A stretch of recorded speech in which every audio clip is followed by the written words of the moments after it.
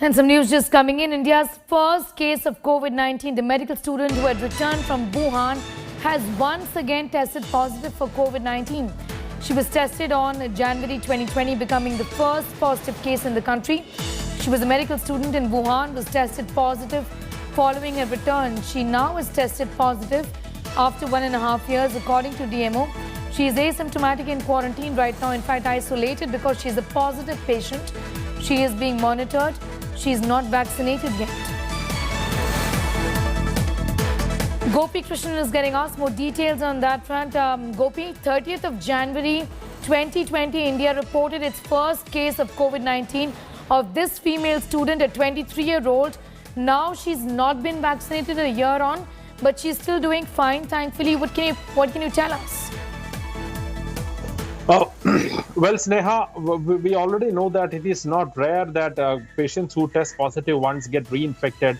In India, we had a lot of similar cases, but this particular case is quite peculiar considering the aspect that this was the first COVID-19 patient that we had reported in India. So on January 30th, this young female student who had come from Wuhan tested positive, and that was technically the first COVID-19 case in India. And since then, she has been at her home in Thrissur, which is in central Kerala. And now she again had to undergo a COVID-19 test for her higher studies because she was apparently planning to go to Delhi for some educational purposes. And while conducting that test, while going through that test, she had tested positive is what we have been given to understand.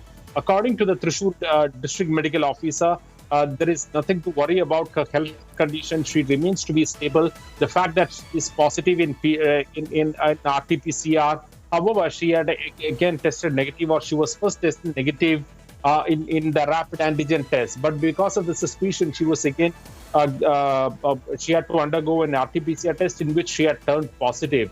And according to the district medical officer, she is doing fine and she is quarantining herself at home at this moment. All right, Gopi, thanks for getting us those details.